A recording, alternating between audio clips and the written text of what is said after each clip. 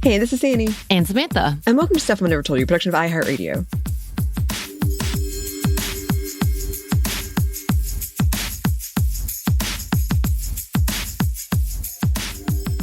So we are writing this on April 10th, although publishing it on April 15th. So, a little bit delayed. We got this, though.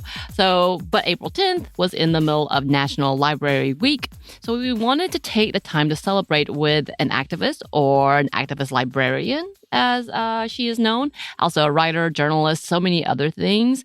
Ann Allen Shockley, who is still with us. So, of course, we got to celebrate while she's still with us. Shockley has made a profound impact in the world with her works and advocacy since her childhood in Louisville, Kentucky, which she was born, I believe, in 1927. Shockley has been influenced by books and writings her entire life. Teachers and mentors encouraged her to write and read, seeing her talents and creativity. So in high school, she would take her talents and use them for her high school newspaper, and would continue on to get her degree in college at Fisk University, as well as receive her master's in library sciences at Case Western Reserve University in 1959. So again, even back then, you were supposed to get a master's in order to work in the library. That's such an vast amount of work, right? Mm-hmm. So here's a bit about her from BeenHere.org. Quote, Ann Allen Shockley was born on June 21st, 1927 in Louisville, Kentucky. Her love of reading and writing started at an early age. Harriet LaForest, her 8th grade teacher, was her mentor, and Richard Wright's Uncle Tom's Children was an early influence on her writing. Shockley's introduction to writing for the public started with her editing her high school newspaper. She continued to write for various newspapers and graduated with her bachelor's degree from Fisk University in 1948. And in 1959, she received her master's degree in library science from Case Western Reserve University. So she's been at this for a while. During this time, she married William Shockley in 1948 and had 2 children. And she would go on to work as a librarian at Delaware State College and at the University of Maryland Eastern Shore, and again would go on to work at Fisk University. In fact, she would go on to serve as professor of library science at Fisk. She also was the associate librarian for special collections there, as well as founded the Black Oral History program. So here's a bit more detail about her from the book Knowledge of Justice, Disruption of Library and Information Studies Through Critical Race Theory. So contributor and writer Chandra Walker writes, Ann Allen Shockley, a Black activist librarian who wrote extensively on the purpose and function of Black special collections. Shockley, who was a part of a continuum of Black activist librarians, was extraordinary that she raised important questions about the need for special collections in libraries serving HBCUs, their function in support of Black studies programs on predominantly white campuses, and the roles of librarians and publishers in developing and supporting such collections. So a lot of amazing work. And with her contributions to the library systems and advocating for more African-American literature and writings, she was contributing with her own written work as well. She was a freelance columnist from 1945 to 1954 and worked at different publishings such as the Louisville Defender, Fisk University Herald, and others, specifically talking about African-American studies and subjects and issues, as well as LGBT-related issues. Here's a bit more information from BeenHere.org again. She writes about triple oppression, the intersectionality of racism, sexism, and homophobia in the Black community. Ann's stories and writings were inspired by the Black civil rights, the LGBTQ plus liberation, and the women's rights movements. And again, from Chandra Walker, she writes, she's best known for her literary works centering the lives of Black lesbians. Her novels Loving Her, published in 1974, The Black and White of It, published in 1980, Say Jesus and Come to Me, 1982, and Celebrating Hotchlaw, published in 2005, illuminate the lives of an overlooked demographic. Her writing exemplifies the very type of work that Black special collections endeavor to preserve and make available, ones that illuminate experiences that might otherwise be unnoticed and undervalued by other collections. In addition to her literary work, she also authored Afro-American Women Writers, 1746-1933, an anthology, and Critical Guide, 1988. Reportedly, the reference work was a labor of love for her, as she received no grant or clerical support, and she began assembling it in 1978, using extra time on holidays and over summers.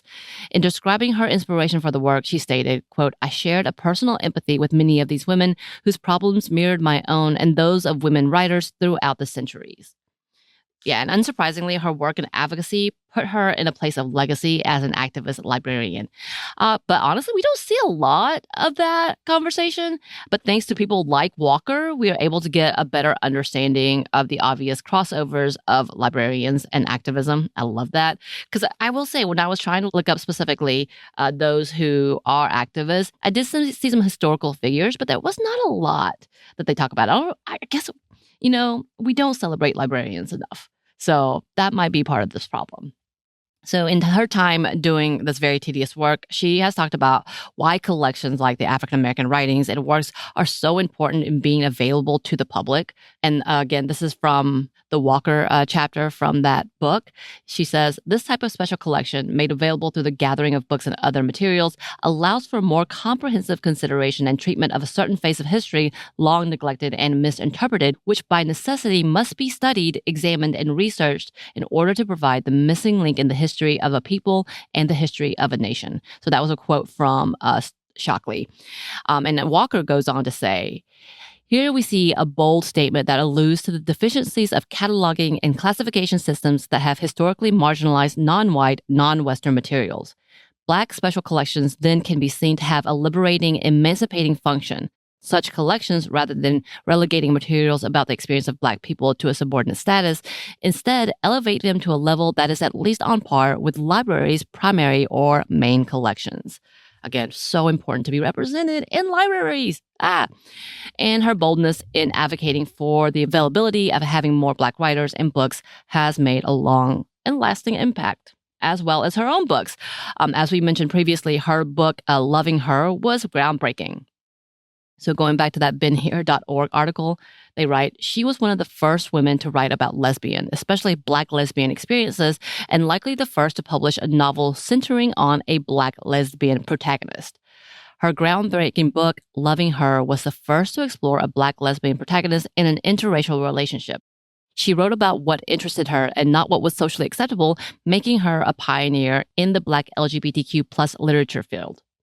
So this book garnered her the award of Lee Lynch Classic Award, but also garnered some critique. So from what I gather, she's not actually a lesbian, but she does find that something that needs to be spoken about. And in 1974, what she did was truly something new and unheard of.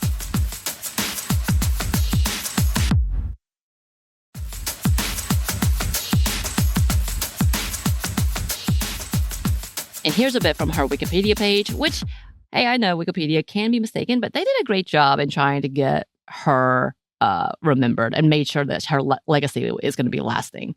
So they wrote this: "Journals have come out that goes as far as to say that Shockley complicates same-gender loving as well as problematizes it through her characterizations of African American people who also happen to be homosexual. Along with this, some argue that Shockley uses too many generalizations in her text, has a poor stylistic choice, and did not work to battle common stereotypes about Black lesbianism. In her first novel, Loving Her, the main character, Renee, chooses to live her life as a lesbian, but still performs stereotypically heteronormative notions on romance, which works against Shockley's supposed intentions of exposing what a lesbian relationship really is like in the late 20th century. However, as the first novel representing an interracial relationship between two women, Loving Her does not exist within a historical framework in which it could serve as a satirical response to, so it sometimes have been interpreted as a naive reinforcement of heteronormative and racist ideas about queer relationships and Black women, rather than a potentially self-aware piece. Nonetheless, the fictional novel is still admittingly one of the first of its kind." Again, of course, like the author of this Wikipedia page does point out, it could have a lot to do with the time frame. So, it's brand new, something new. So maybe she was making a satirical point. If she is not actually a lesbian, which again, I just saw that in one article saying that she was not, this could be a part of the problem, as well as how do you reinvent or have a conversation about something that was so taboo in a time that people were out. I mean, today even, there's problematic things in what they think is representing in a good way, but they're underlying, whether it's misogyny or underlying misogynoir, like all of this may come out without realizing it's coming, maybe with good intentions, all those things. This is a deep conversation, especially a book in 1974. She moved to do something really radical at that point in time. So there's a lot of conversations that can be had. I've seen other articles specifically written by like Black queer publications that talk about you still have to give her flowers. Like it was an amazing thing. I think they celebrated this book last year as being the 50th anniversary of the release of this book, and how it was at an international level. It was published on that level. Again, a lot of things to be talked about, but no matter what, we know that Shockley has been doing amazing advocacy work in order to preserve history, as well as giving recognition to those who are too often erased, especially in this day and age. We know librarians are being attacked. We know libraries are being attacked. We know Black writers are being attacked. We know that CRT is being attacked. So all of this conversation that she has fought for since her childhood is so important to remember. And we want to celebrate and thank her for her work, because this is huge in what she has done with her life.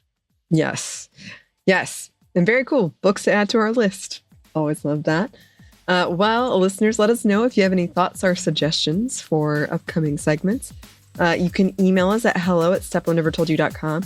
You can find us on Blue Sky at Most of Podcasts, or on Instagram and TikTok at Stuff Mom Never Told You. Also on YouTube, we have a TeePublic store and we have a book you can get wherever you get your books, maybe your library. Thanks as always to our super producer Christina, our executive producer Maya, and our contributor Joey. Thank you.